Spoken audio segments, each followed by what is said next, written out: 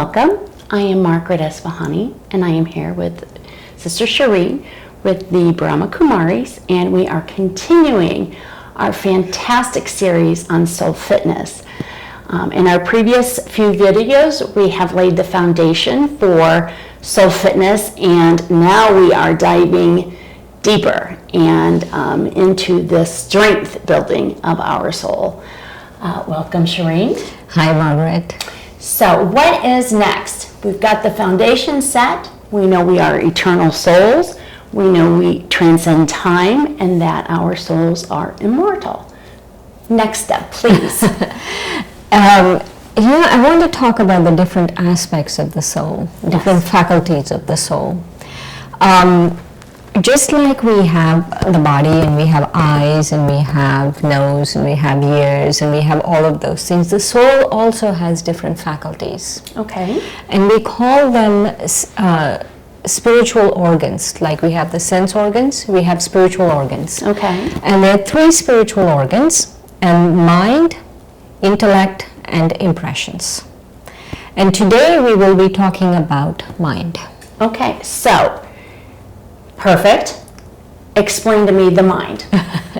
See, yesterday we spoke about thoughts, right? Yes. The different aspects of thoughts. And I want to revisit that there are 5 different kinds of thoughts. There's negative thoughts, thoughts that are born out of anger or ego or greed, and things like that, laziness, fear. Those are negative thoughts. We have waste thoughts. Okay. Waste thoughts are thoughts where we are thinking about the past. They're not exactly negative, but they're just really wasteful. You know, we're thinking too much about the past. We're thinking about someone something said to us or did to us. So those are waste thoughts.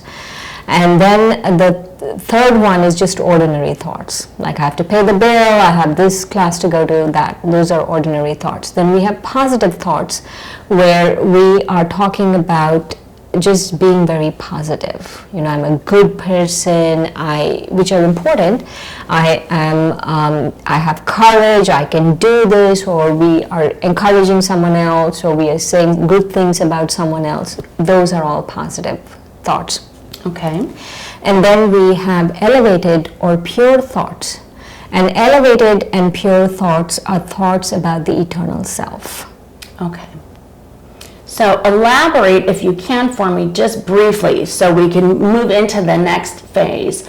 The connection between thoughts and mind. Exactly. I just remembered the question you asked me before. Yeah, I got sidetracked. That's okay, perfect, because it's important to understand those characteristics. So please continue. Okay, so one of the things I want to talk about is that the soul is generating thoughts. And so the soul has different faculties like the mind, intellect, and impressions. So those are faculties of the soul, but the soul is the one generating thoughts. The body does not generate thoughts. Anything physical does not generate thoughts. For example, the brain. Okay. The brain doesn't generate thoughts. The soul is generating, the living being is generating thoughts. Once you generate thoughts, once the brain is there, right? Yes. And it's a good brain, then the soul takes the help of the brain to generate thoughts. But once the soul leaves the body, even though the brain is there, is the body generating thoughts? Is the brain generating thoughts? No. What is popularly known as death is the soul is leaving the body. Correct. And so when the soul leaves the body, the brain doesn't function. Correct. So it's really important to understand this. The mind doesn't generate thoughts, the soul generates thoughts. The brain doesn't generate thoughts, the soul generates thoughts. So that can be a little bit of a hard concept to believe, only because, you know, we live in an environment where we always think that the brain is the driving force of, you know, our entity. But I really like the analogy that you say, when our body ceases to exist in a physical sense, our soul continues, and it is our soul that carries those thoughts with us through time. Yes, yes. You know, it's at the point of death, no, is the clearest understanding of the soul you can have.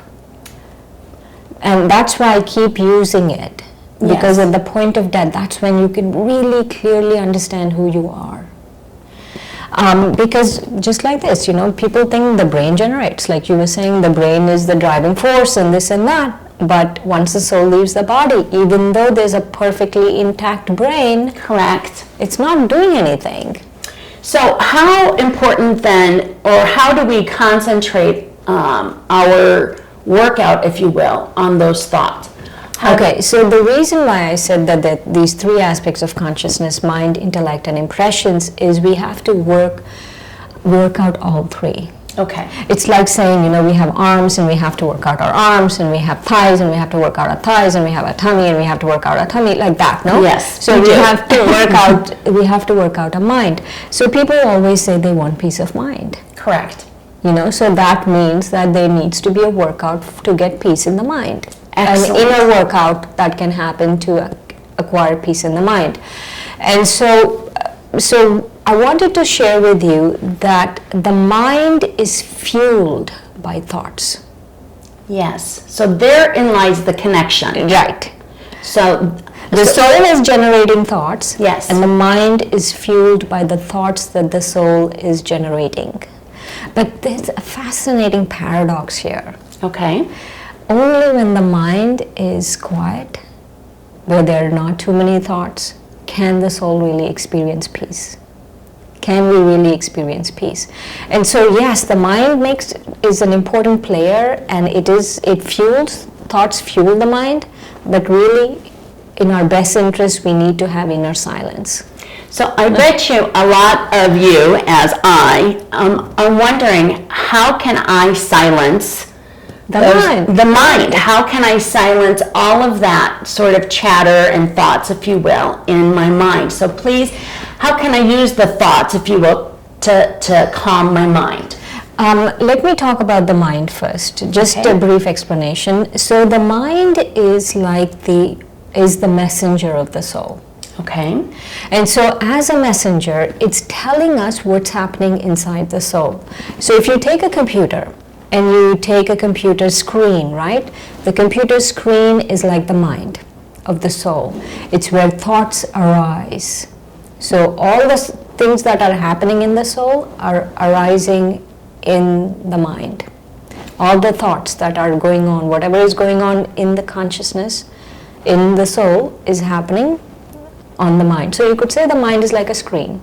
So it's telling us exactly what's happening. It's giving us messages. This is happening in the soul, that's happening in the soul, like that. So in this analogy, you would say that the hard drive, where sort of things are being worked around, is because we don't see the hard drive, right? You're right, we only see the screen. So the hard drive is like our soul, and the screen is the mind that expresses what the thoughts are going on deeper inside. Is that a fair assumption? Yes. Or you could say you're the person programming. The soul is like the person programming the computer. They're working the computer, right? But it's all at such microscopic, metaphysical level, no? It's beyond the physical level that it's very confusing. And also when you split hairs and say, okay, this is what the mind does, and people get a little confused, but it's really important to understand, because we need to silence the mind. We need to have clarity in the mind. So in subsequent sessions, I will talk about each of those aspects. How do you get clarity? How do you silence the mind? What do you do? All of those things I'll talk about. Different exercises for all of these things. But for now, I want us to understand the mind, because there are two, also in the mind, there are two aspects of the mind. Okay. There's the subconscious mind. Okay. And then there's the conscious mind. So there's a subconscious part of ourselves. And the subconscious part of ourselves is really like an iceberg. Okay. An iceberg, the majority of the iceberg is underwater. Yes. And so even our subconscious, the majority of whatever is going on is underwater. The 70-30, I think it is. That's correct. Yeah. That's And approximately, so the 30% that is above water is the mind. Is the mind that I'm talking about. The mind that if I actually pay attention, I can see what's going on, I can observe my thoughts, I know what is happening inside, and that is the mind. And so the mind is an important aspect of the soul. Even though it's like splitting hair and saying, oh, you're saying this is the mind, but it's an important aspect of the soul, and it needs to be refreshed. It needs to be silenced. We need to clear it. We need to do all of these things with the mind. So we have to nurture our mind. Yes. And so part of soul fitness is sort of breaking pieces down and nurturing each individual aspect in order to strengthen those. So together, when we come together in a full workout, then the smaller components are strong enough to support the bigger workout. Yes, yes. Okay. Very, very well said, Margaret. Okay. One of the things is, so what happens is the mind, I told you the fuel of the mind is the thoughts. Yes. Well, please Yes, elaborate. Yes. And so what happens is, if I'm having negative thoughts or wasteful thoughts, then I'm feeding the mind junk food. Okay, that's fair. So what happens if you keep feeding the body junk food? Right. I mean, you can go so long. I mean, every once in a while you can eat a little piece of junk food, but if you keep feeding it junk food, then it totally goes out of whack. Correct. You know, it's diseased. Correct. And It's not healthy. It's not healthy. And not only not healthy, but it just, the body just gets very sick. And so the mind, most of our minds have gotten sick because the fuel which we are feeding, the thoughts which we are feeding, are negative or wasteful. And it's not enough. I want to stress this. It's not enough to just feed it ordinary thoughts where I have to pay my bill, I have to do, I have Rent to to do the this, grocery store. or I have to do this job and this job, I have to do those. Those are really ordinary thoughts. And it's definitely also not enough to feed it just positive thoughts. We have to elevate it. We have to elevate it and really feed it a diet of eternal thoughts, thoughts of truth. And so that makes great sense because in a physical world we can eat healthy, but if we don't exercise, then it has to go hand in hand. You have to do multiple things at the same time in order to have a whole. And so what we need to focus on in soul fitness is really is sort of the movement away from the wasteful, the negative, and sort of the ordinary thoughts that sort of stagnate us. Yeah, so we need to focus on positive and eternal thoughts. Okay, very good. And so I know you're going to share with us some great techniques to get from positive to elevated, and understanding at this point that that's really the essence. For now, in the next few seconds, we can do this. Okay. We can just observe the mind. So let's do that. Let's just observe the mind for just a few seconds. So think of a blank screen, and I'll say a word, and think of what your response is. It could be an image, your response could be an image, it could be an idea, it could be a word, it could be just the word. So if let's say child, right? Think of a blank screen and think of what's appearing on your mind when I say child. And that is the thought. And let's say I say Washington, D.C. What comes on your mind? Then I say, your kitchen sink. What comes on the blank screen? That is the thought. And that is observing thought. You're just observing your thoughts. And that is really important. Okay.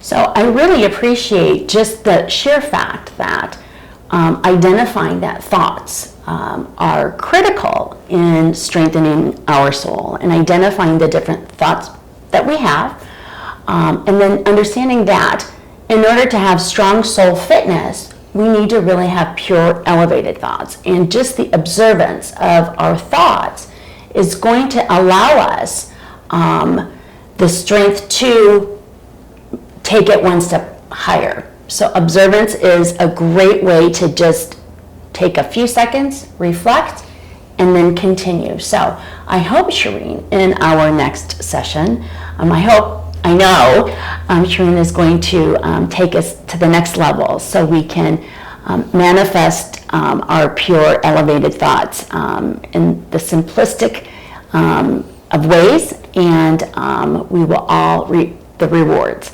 So thank you, Shireen, so much for sharing with us about the mind and how important thoughts are. And I look forward to the next step. Thank you. Thanks, Margaret. You're welcome.